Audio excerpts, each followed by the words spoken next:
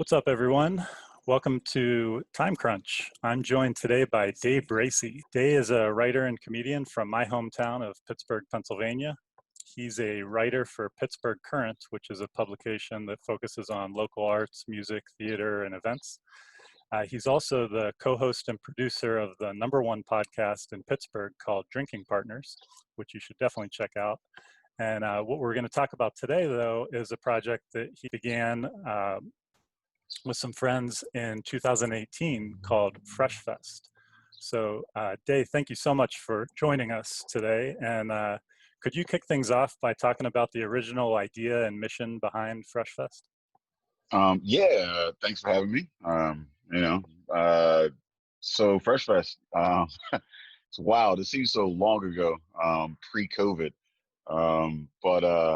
So I've been in comedy for a couple of years myself. My partner Ed Bailey.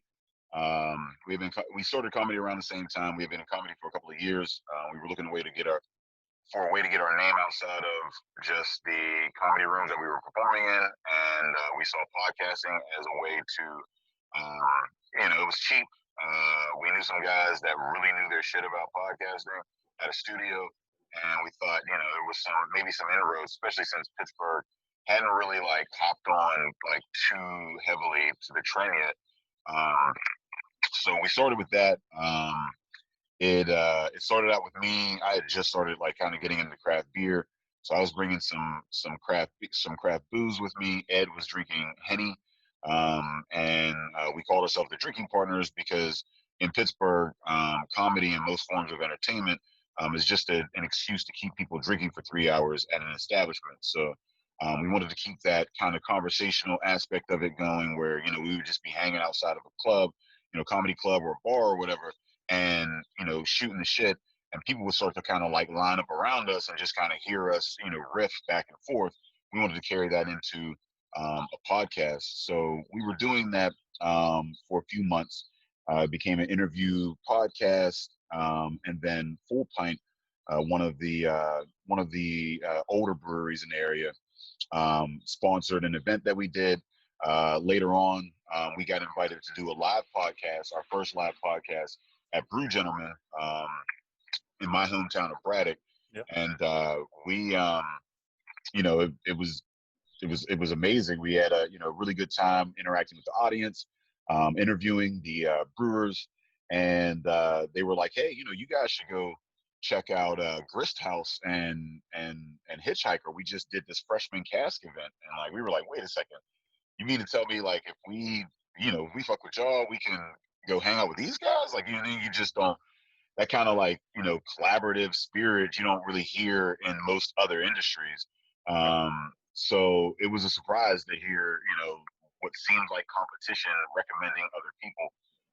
But we found that was the nature of the beer industry, was that there was this this feeling that if we all do well, if everybody does well, then if one does well, we all do well.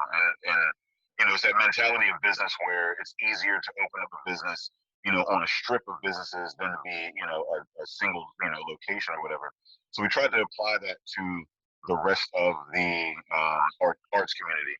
Instead of seeing other comedians as competition, we saw them as collaborators, and we were like, okay, well, let's find some of the best comedians and put shows on together so that we can pull our energy and resources, and we can make more money together than we do apart. So after about 4 years of I feel like that was when it became a comedy craft beer podcast, where we started to integrate the craft beer into our comedy shows.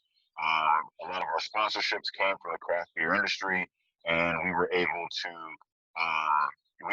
make a lot of inroads into a lot of different aspects of the city, because with a podcast, we turned it into just talking about what we were doing, into using it as a platform to uplift others, and then connecting people in the city, through that. So after about 4 years of that, we ran into Mike Potter, and we invited him onto the cast, and he started to give us a bit of insight into how the scene was nationally. So Pittsburgh is a very white neighborhood. It's a very white area. Southwest Pennsylvania is extremely white. So we were used to being the only black folks in a lot of intersections. So comedy was very white. Podcasting was very white. Craft beer was very white. So it was like it was pretty common. But to hear that like these issues were prevalent throughout the country, where like you can go to Atlanta and probably still only see a bunch of white folks in a black brewery or in a brewery. It was eye opening. So we started to um, develop ways that like well, what are some of the issues? Looking at the hurdles, what are some of the issues? In that, and the issues are you're looking at representation, economic disenfranchisement, the fact that you have to leave your comfort zone in order to in order to experience craft beer. That's intimidating. I mean, I walk into craft breweries. I'm the only black person. There's all eyes on me. And oftentimes when I ask a question, I'm met with, like, oh well, this idiot doesn't know what he's talking about. Like I asked, I was like, I was looking at a beer menu, and I'm like, so what is this? And she like looks at it and goes, that's a beer menu. And I'm like, I was actually asking about the actual beer that was on the menu. So we wanted to build something that was a safe space, had some representation, and provided some opportunities. And the festival was the thing that we came up with. So we reached out to local breweries as well as national black-owned breweries, and came up with Fresh Fest. And the cornerstones of Fresh Fest are that the safe space, bringing in black brewers. There's no black breweries in Pittsburgh. Currently, there's no black breweries that are open in PA still. We're working to change that. So we have collaborations with local breweries and black-owned businesses and artists in the area, so that we would have that real dialogue and conversation. So we're not just inviting brewers to show up with a couple of kegs of beer. We're actually asking them to make an investment in the black community, so that there's a real relationship, and it's not just a one-off, but it's a conversation that can be had even after the event. So that was the thinking behind the first festival. We reached out to folks. We got an amazing response. We were looking to fill 700 seats. We ended up having 1,200 that came out. We ran out of glasses. The second year, we decided to double up the venue that we worked in. Nova Place, we had it's an old mall. So the first year we were just in a courtyard. So we decided to double up. We went inside the mall. We went from 25 collaborations to 45. We went from 10 black breweries to 28 black breweries. We went from 70 total vendors to 150 total vendors, and from 1,200 people to 3,000 people. That second year, we doubled the stages. We went from 1 to 2. The acts, the live arts, and the food and everything else that's involved with it. And yeah, I mean, it was a lot in a very short period of time. We started planning the festival in February 2018. The first festival was in August. We just kept moving right forward, to the next one, and within 18 months, we were 3,000 people in. Yep. So like beer festivals have become, other than the OG ones that are still around, they've become very much like invitationals run by breweries, where it's all about, they're very expensive. They're not necessarily approachable for people not in the know. A lot of them sell out in 5 minutes, and because breweries are bringing their rarest beers, and that's not really attracting anyone new to the crowd when it's set up like that. That kind of feeds the beast that they currently have, but it's not necessarily helping branch out the industry. And that's one thing I've been fascinated by with Fresh Fest, is it feels like a lot of things came before the beer part, and it was very experience driven and all about approachability and being welcoming to the guests. Yeah, I mean, so our target demographic is black women. We built the festival that the least heard in the industry would enjoy. And I was talking to Mike Kaiser the other day, and he had said something along the lines of like, when you build a society for the least heard, then you make it better for everyone involved. And that was huge for us. I had gone to, to be honest, I had only gone to a handful of beer festivals before throwing Fresh Fest. So, maybe about 5 or 6 beer festivals. And they were boring. I mean, it was like, the first time I went, I was like, oh my God, all this beer. I can't believe I'm getting all this beer for like, whatever. But like, being in the industry and being around beer all the time, like you're not as excited by the thought of unlimited beer for 2 hours or whatever, Yeah. And when you're building events for for the black culture, like black folks want things to do. Like they want, like, the beer is very much just a conduit for everything else. Like, Right. yeah, we enjoy our alcohols or whatever, but like that's just the side thing. I mean, like we enjoy the people and everything else that's going on there. So, we wanted to build a festival. And like that's the thing is that people had mentioned, with the podcast, with being in event production and everything like that, and being a beer centric podcast, people were like, when are you gonna throw a beer festival? And we're like, why?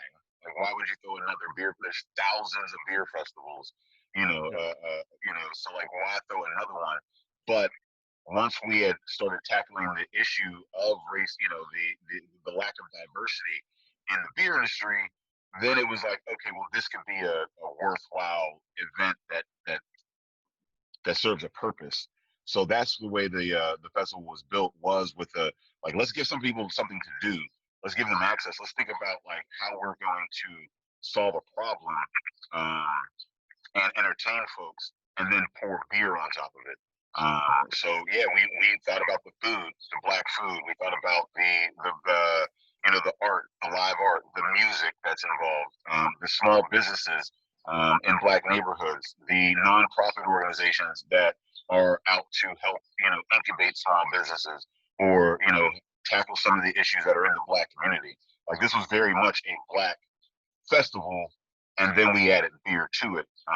And what we found was people really responded because like they had never seen a beer festival like that. One, you know, there were black people there. Like, like if you go to most beer festivals, there's not a lot of people of color in any kind in those places. And then two, like it was packed with like stories and culture and things to do outside of it. A lot of people forgot that there was beer. Like there were people, brewers left with like full kegs of beer. They were being able to introduce people to beer. Like black women came to the festival. I remember them coming to me afterwards and going, "I didn't even come here for the beer. I came here to support the cause, but I left like with 4 or 5 beers that I actually liked." Yep. And then there were brewers that were like, "Yo, like it was nice to see people come up and actually care about the beer and ask questions about it, as opposed to just, what's your highest ABV? Let me check it off on Untappd and move on to the next booth." And that's so important, because like too many of these fests, like we talked about, put the beer first, and then it becomes a matter of people wanting to get their money's worth, wanting to say they tried everything that's being talked about, when there's not a higher mission or objective of the fest. But when you put music, entertainment, chances to interact with all these local businesses and makers, you don't, instead of having sloppy people walking around who wanted to get as many ticks in as they could, they're left with something they're never going to forget. Yeah, Especially people going for the first time. I mean, that's incredible. I mean, I love it. This it's is a like nine. needs to be the model for how festivals evolve Yeah, down the road. it's a 9-hour festival. We built in, there's a VIP, and like our VIP was a real VIP. So I mean, the second year it ended up being 3 days, but the first year it was 12 to 9. We had a VIP that wasn't just like get here early and drink. It had programming. We had a podcast. We had a DJ. We had a like exclusive bottle shares and things of that nature. And we only let in 150 people. And the same thing with the second year. We only had 150 people for the VIP, so it's a real VIP and not just an early access. And then, and that lasted from 12 to 3. From 3 to 5 is the early access, where you do get the people they're going to come in, spend a little bit more, but they're going to get some early pours. They're going to get more bands. They're going to get more food. There's just more that's there. There's an extra bag there. There's a whole experience that's there. And then there's a 5 to 9. And you're free to stay throughout all of that. Throughout the 9. Like, I was surprised because we had sound issues for a little while the first year. So we ended up having to go over. And like, it went from 12 to 10, and people still didn't want to, like, there were people that were there at 12 and didn't want to leave at 10 o'clock. They were like, what's going on next? Because, it like, and with that, you eliminate that, like 2 sessions. And I feel like if you do 2 sessions, 3 hours here, 3 hours there, or whatever, that's what it becomes, is how much beer can I get for my whatever, amount of dollars, especially when you charge, $85, $100 for a ticket or whatever. People are going to want to get that worth. But like, you charge $50 and give them, 4 hours, 6 hours, like, hey, hang out for a while, get comfortable. You don't want to, you don't want to feel like you're on an assembly line, like things shuffled through this thing and they're like, get out of here. and then we have collaborations. The collaborations, like, every booth that you go to has a story. You're either going to Black-owned breweries, which you've never had, and they're from out of the state, so you want to talk to them because they're unicorns in the industry, or you're going to a booth with an original collaboration between 2 people that may have just met recently and got to know each other, and this is their product. So, like, if you're a beer fan, you're going to talk to you, you're going to want to know this collaborator that they're working with, and if you're a collaborator fan, you're going to be like, how did you get into beer? So, like, we need to give you time to get through all of that. So, I think that's like. Could you touch these collaborations? I think this is one of my favorite parts, because collaborations between 2 breweries are fun. Some tell a better story than others. Some of them, it's just literally 2 breweries getting together and making a beer that either of them could have made on their own. But this is something totally different. You've got different creative people, either creators themselves or people that have a local business. Can you just rattle off some of the examples of types of individuals and what they do, who you were pairing with a local brewery? Yeah, so we had Ice Cream and Moscato is still one of my favorite collaborations. It's a vanilla ale with Muscat grapes and vanilla, and it's meant to mimic ice cream and Moscato, and that came up from a rapper named Hollywood that we paired with Butler Brewworks. And like, I remember calling him, and I was like, hey, because we talked to both of them, and we say, hey, is Butler Brewworks, are you okay working with them? She's like, yeah, sure. Talked to Butler Brewworks, Travis, and he's like, well, let me look at her. Sees that she has a song, and like, she goes, well, I guess I'm making an ice cream and Moscato beer. And I laughed at it because I was just like, all right, yeah, whatever. But like, then he actually made it, and she had input in the beer, and it tasted like ice cream and Moscato. She enjoyed it. The bottle was sexy. It was gold dipped and like the whole 9. We had For the Cookout, that was Cocopreneur and Bloom Brew. He made a barbecue flavored beer, and people loved it. We had Sam Black, who coordinates art projects around the city through Support Your Local Artists. She's Jamaican, and she doesn't drink beer. She likes sangria. So her and Aurochs got together and made a sangria flavored beer. We had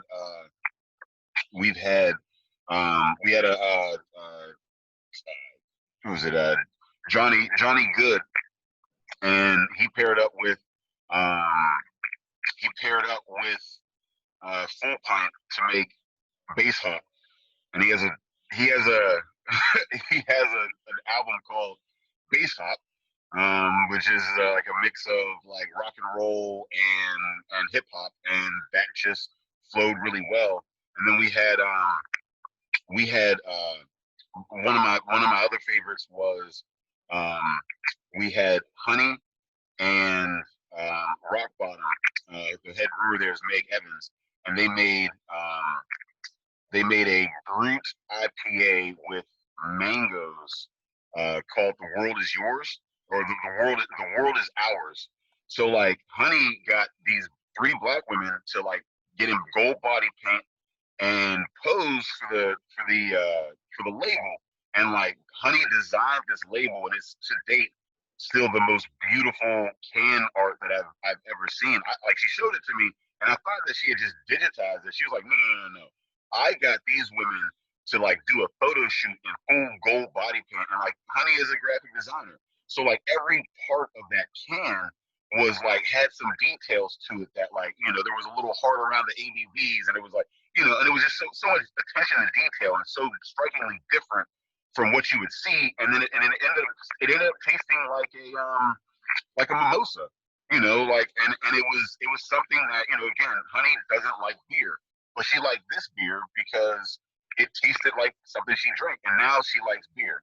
Yeah. So, I'm someone who spends a lot of time looking at numbers because I work at a big brewery and in finance. So I'm looking at a lot of numbers, a lot of trends. And in the last few years, it's been very evident that like craft beer, which is focused mostly on the beer and one particular demographic, was really hitting a wall in terms of like looking forward at the future growth of the industry.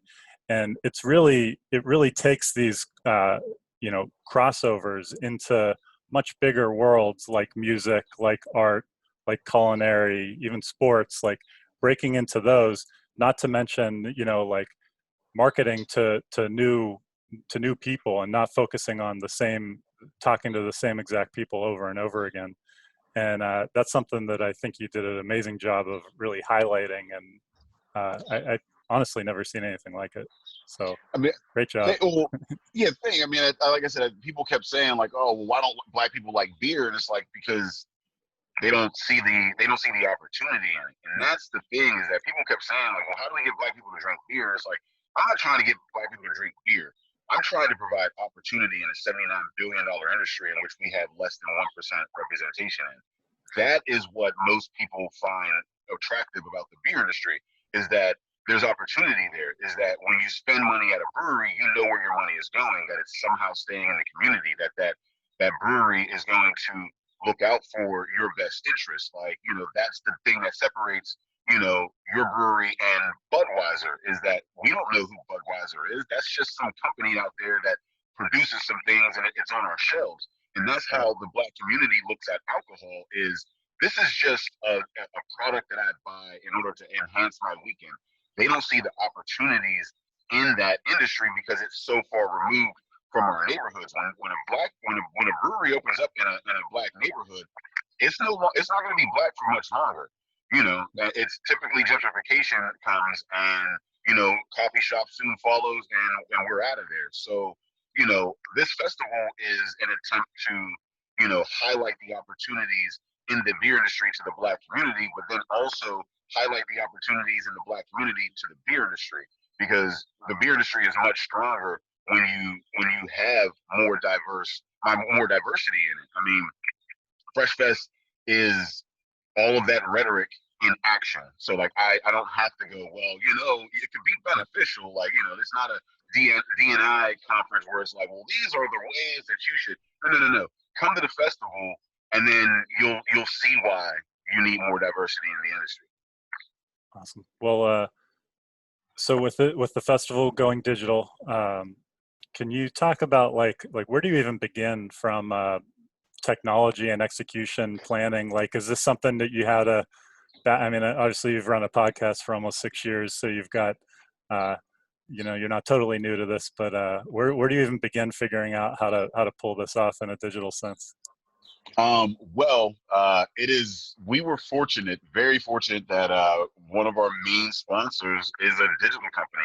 Work Hard Digital is the place that we've been working out of for 6 years now with the podcast. So Buzzy over at Epicast, like I don't know shit about technology. I drink and I talk shit, and Buzzy runs all of the recording and the mics and the cameras and the whole studio. I mean, me and Ed just come in, and we are free to focus on the actual interview and all that, and then let Buzzy and Work Hard do that. So with the festival, it was a weird thing where we were planning for this festival, and then the NBA got canceled, and Tom Hanks had the Rona, and we were like, oh shit.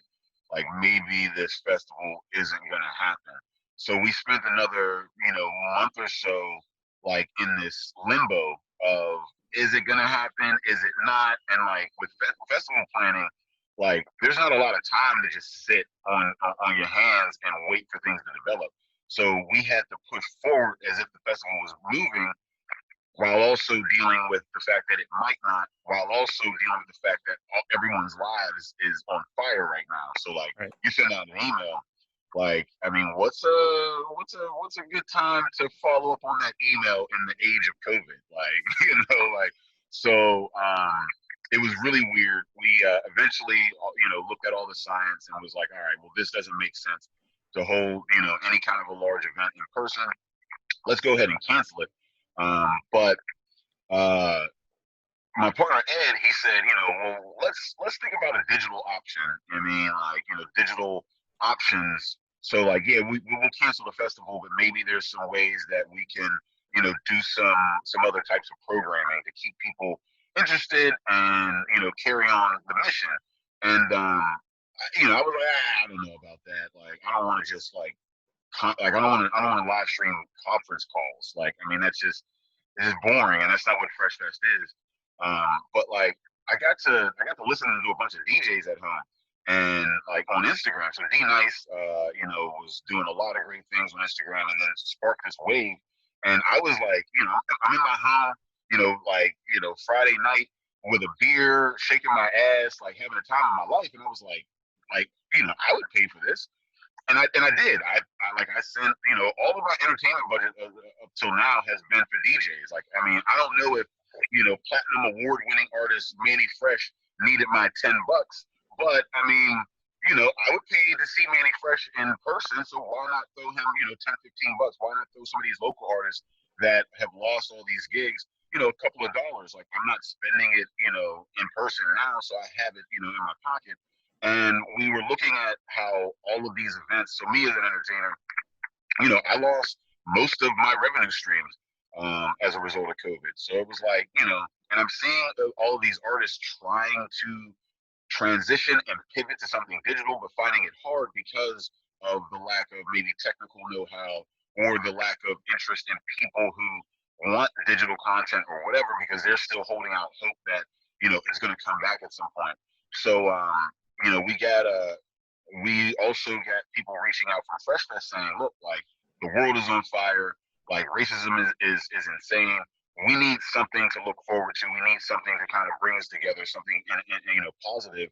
So we were like, so we went to work hard and we said, hey, what if we, like got a bunch of people together? How would that work? What would that look like? And tried to just, do what we were going to do originally, which was have this crazy block party in a predominantly Black neighborhood, and like we had all of these themes going. We wanted to highlight property that was cheap to outside Black investment, so that maybe they could open up a business. And we had a section for incubation services for anybody that wanted to invest, but like didn't know how and wanted some support therein, and all of these great themes or whatever. We were like, how do we keep some of these themes and do it digitally? And they came back with a number, and it was affordable. And we were like, all right, well, let's go. So yeah, I mean, we just hit the ground running. We reached out to some of our sponsors that we had already locked in, that were kind of like wondering, hey, what's going on? Is it not? We ran it by them. Shout out to PH Experiment, shout out to Farm to Table and the guys. Like, they were just like, yeah, we're 100% in. Whatever you got going, we're down. And that allowed us to, so we reached out to a lot of folks in the Black community, to the beer community, and said, just ask, like, is this something that you would support? And they were all in. So, and that's how the fest has always been. We reach out to people and say, hey, we have this crazy idea. Is this something you would support? And not only do we get people that say yeah, but we get people who enhance it. I mean, I've been on Zoom calls nonstop since like reaching out about this festival, and every time I have another conversation, there's a new part of the festival that's comes from it. And it's not my idea. It's not even just my team's idea. It's the community saying, we want this to happen. How can we help? And they're offering their input. So that's how the festival, kind of pivoted and is continuing to develop now. Right. So I know you're doing like there'll be multiple channels people can go on, and can you just do like a quick run through of what some of those experiences are going to be? Yeah. So basically for $10, and we wanted to make it very accessible. $10, like something that you don't Amazing. really have to think about. So $10, anybody on the planet can have access to it, and that'll get you 6 streaming channels. Uh, Basically, those channels will involve brewing. We'll have some live brewing at a brewery with some pre-recorded content related to brewing, um, interviews and things of that nature, collaboration processes. We'll have live cooking, so we will have chefs being, film cooking, like a cooking show. We will release the recipes beforehand so people can cook along. It'll involve live cooking and some pre-recorded content. Very beer-related cooking and things of that nature. Some mixing going on. Bobtails is what they call them, I guess. We have podcasts, and we're fond of that, interviewing folks all across, the world and whatnot. Forums, that was a big aspect of the festival last year. We want to continue that educational aspect, so we have guests like Garrett Oliver, J. Nicole Beckham, Ren Navarro that are going to be a part of those discussions. And then we have live DJ / art. So the DJ will be, doing the thing, and there will be a live artist in the same room that will be painting and doing their thing. So you get a little bit of visual with the music. And I just really fell in love with the old school style of DJing where you're really mixing songs and taking people back as opposed to just playing a mixtape. And then live music, live artists here in Pittsburgh just, playing and being streamed. So the way we're setting it up is we're going to have 3 to 5 techs per venue, and then we're going to have no more than anywhere from 1 to 10 people in an act.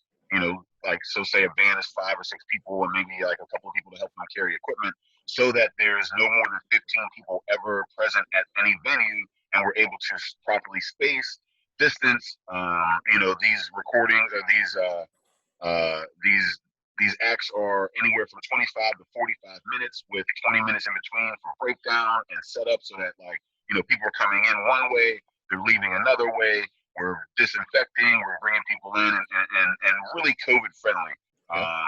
So all the, I was going to say, so all the acts, like all the people producing content for this, they're actually going to be together in the same building. They're not just going to be like doing it from their homes, projecting into the fest. You're getting the people together. It's just the fans that are attending. They're the ones that are going to be. So this is all going to be live streamed onto a YouTube or Vimeo, and then behind a paywall through Moonclerk, you'll have access to all of these streams. But like, we're going to set it up so green rooms, we can't do green rooms anymore because that's just a COVID factory. So we have like these huge tents set up outside. So like, 1 act per tent, and like with scheduling, you say, all right, cool. This act will leave that tent, and then 10 minutes later, another act will come into that very open outdoor tent, so that they'll wait there 25 or 45 minutes, and then we have enough. These venues are big enough that we can spread out the acts and we can have them perform in a manner that again is going to be friendly and open enough and ventilated and small enough time. Taking as much science as we have learned about the virus, keeping these acts, kind of ventilated and move, and then boom, on to the next one. And then live streamed, across the planet. We have an app that we're developing. The app will give you all of the brewery collabs, profiles on the artists and the speakers. It'll have a fresh market for any of the vendors that typically would be at the festival that you can frequent during the day of the festival. It will have sponsors, and then Secret Hopper is developing a virtual tap room. And that tap room, each tap room holds up to 20 people, and they'll be named by various breweries and categories. So like if you're in the hip hop, there might be five or 10 hip hop virtual tap rooms, or 5 or 10 hitchhiker brewery virtual tap rooms. And unlike Zoom, where you're like, you need a link and then you're stuck in this one place, you'll just be able to, like, you're a box over here just chilling. You have your options of tap rooms that you can enter and then and exit as you see fit throughout the day, and that provides a bit of that that social aspect to it. And we're hoping that people will, whether they're at home by themselves or they're holding, very small, kind of like COVID friendly gatherings, hoping like that's the case, as opposed to having, again, 5,000 people packed into a place, because Black folks are the most impacted by this pandemic, and it's very important for us as cultural leaders in a sense, to signal and say, hey, like, this is a real thing. We need to take notice and provide entertainment in a way that is going to benefit us but not kill us. Yep. And you've got a different way of getting the beer collabs to people this year, right? Those are going to be able to be pre-ordered through the mail. Is that? Yeah. So we have we're working with so we have two types of collaborations this year. We have the traditional collaborations with local breweries here in Pittsburgh and Black artists and community members. Then we also have the brewery to brewery. So we can't bring the Black brewers in this year, so we are going to have 8 breweries paired with 8 Black-owned breweries around the country. They're going to be split into 2 4-packs. Each 4-pack is going to feature a dark, a sour, a lager, and a hoppy. The Pennsylvania breweries are going to be picked up by Beverages to You and shipped all across PA. The Black-owned breweries are going to be picked up by Tavor and shipped to 26 states across the country. So you will be able to get an 8-pack of Black-owned beer shipped to your door for the first time, like, in ever, which is kind of dope. That's really cool. Still working on the other, 24 states or so, but yeah, I mean, so the PA beers will definitely be out in time for the festival. We're still working with Tavor to figure out exactly when the black beer will be able to be picked up and shipped, because it's a much lengthier process, a little bit more weighted. But our hope is that it will be available to be shipped to your door by the fest. But if it's not, if there's a possibility that you might not be able to get the Black-owned beer shipped to your door in time. But our hope is that people understand that, this festival is about empowering the Black breweries. So even if you aren't able to get the beer in time for the festival, hopefully you're still interested in buying Black-owned beer in general, and want to support the fact that you can get 8 Black-owned beers in a single pack, and technically 16 beers, shipped to your door. So, and I imagine that even if it's not ready, hopefully it will be, but even if it's not, it gives you something, another thing to feature at the fest, to talk about, to then, if people are getting it a few weeks later or a month later, then it continues the conversation connected back to the fest out another month. So there'll be silver linings, even if it's not ready. Yeah, I mean, the beer, like, so when I say ready, like, you're talking about, like, at most you'll be waiting another week after the festival. Like, okay. I mean, it's like we're talking about, like, days at this point. Cool. But yeah, I mean, it will be something to talk about afterwards, and it'll be something for you to drink, however long it takes you to drink that 8-pack. Well, it sounds amazing. So we're running really long, but I do want to ask you one last question before we get to the lightning round. Little bit personal, if you're willing, but obviously your focus right now is pulling off this fest and doing this new format for the first time. But to the extent you're willing to share, like, is there a big dream in mind of, like, how far this could go? And not to put words in your mouth, but could you ever see a Fresh Fest in another city? Like, would the festival ever travel, or could you ever see the virtual aspect becoming more multiple times a year, ways to make this like a year-round thing, instead of looking forward to it this one day a year? Yes, to all of that. Great. So before COVID, we had plans to move the festival around the various cities, wanting to always keep it in Pittsburgh because Pittsburgh very desperately needs this festival. We need a celebration for Black people in this region. We have no middle class neighborhood. We have very little economic or political power. And this is a call of attention and a celebration here in this city. So we need it here, and we want to keep it here always in the summer. Right. But springtime elsewhere, fall elsewhere, there's opportunities for that in other cities. But so I mean, that's even in other countries. I mean, there are Black people who like beer all over the country. We're going to actually have Stacey Aya, a Black brewer out in England, who has been working with Paul Jones over at Cloudwater, to he's going to be a part of the festival this year and whatnot. So yeah, I mean, we would like to see the festival even leave the country. We have Ren Navarro out of Canada that's going to be joining. She collabed last year as well. But as far as the digital side of it, the digital side of it doesn't go anywhere. So we're developing an app that can keep people together throughout the year between festivals that are going to announce things that are, of interest to the Fresh Fest crew. So, Black entertainment, Black collabs, any kind of, worthwhile opportunities in the industry. Those are things that we can present to people through the app. And then whenever the in-person event does still come back, and I do, as a comedian, like I do a lot of events, not just the beer festivals and not just all beer related things.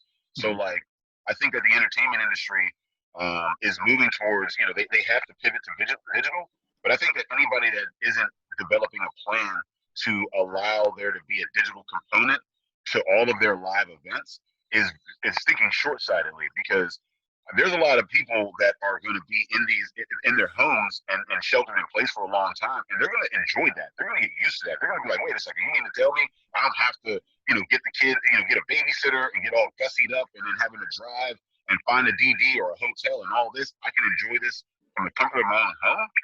Well, why not? So like there's and to be honest, it opens up your ability to sell tickets. I mean, instead of having a concrete 300, 500, 5,000, now 7 billion is your cap.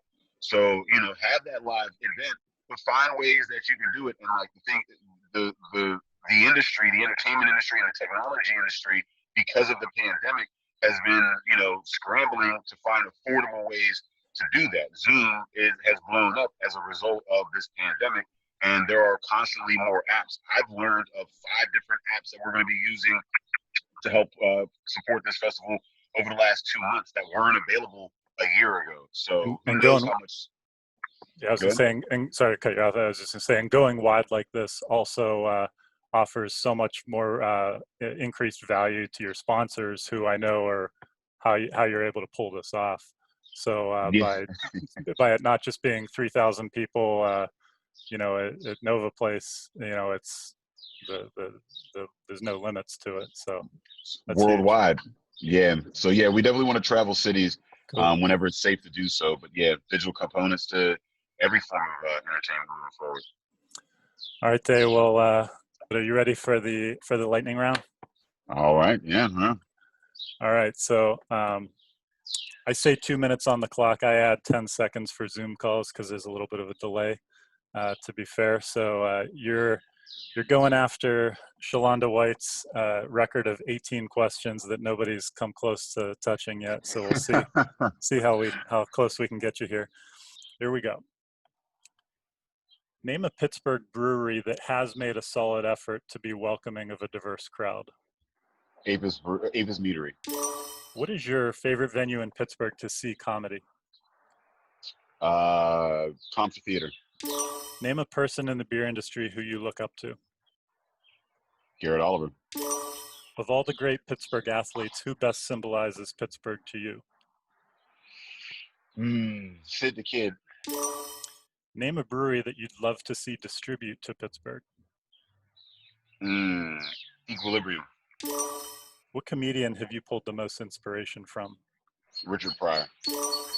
What beer fest have you always wanted to attend but haven't?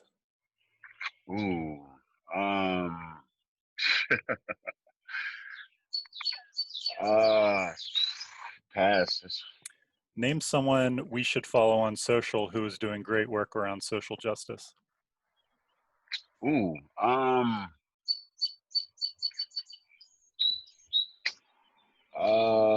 W. Kamau Bell. What beer style is Pittsburgh lacking in as far as options go? Milky sours. Never enough milky sours. Who is your dream act to have for a future Fresh Fest? Man, Kendrick Lamar. Where's the first place you'd send someone visiting Pittsburgh for the first time? Probably Apis Meadery. If you were to have a second Fresh Fest outside of Pittsburgh, what city first comes to mind? LA. What's your favorite source of keeping up with what's happening in the beer industry? Twitter. What's your favorite beer city outside of Pittsburgh? LA. Which year-round beer frequents your refrigerator the most? Stouts. What's your favorite ride at Kennywood? The Steel Phantom. It's not there anymore though. Who's the funniest person you've ever had on your podcast? Ed Bailey, my partner. We are out of time. You came close. I think you're going to be our new second place holder, but close. Shalonda will remain on her throne. Close. Well, Dave, thank you so much for coming on and spending a lot of time telling us about Fresh Fest. I'm looking forward to keeping in touch with you to see how I can help in any way possible to get the word out.